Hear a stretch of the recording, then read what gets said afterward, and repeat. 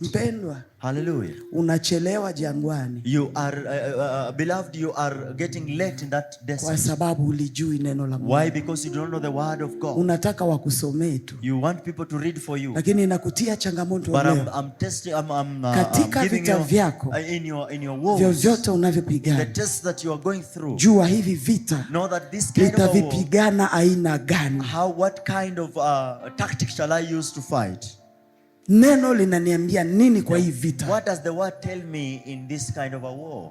Bwana Yesu asifiwe. Hallelujah. Ndio maana tunajipata hata ibada za katikati hatukuji. That's why we find ourselves in the midweek services. Sunday ndo tunakuja. On a Sundays when we appear here. Ukikuja Sunday utalijua neno la Mungu.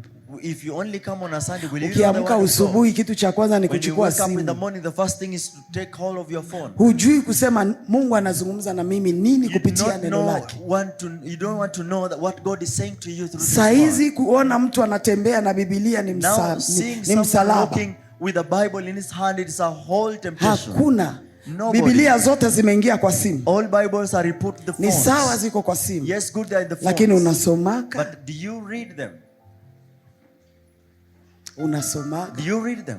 Lakini ukisimama mbele za watu, but when you wake up and stand before people, uniombe. Oh, pray for me. Vita vinanishinda. The war is too much. Manjala ziko mnyumba. Oh, there is so much hunger. Watoto ni wagonjwa.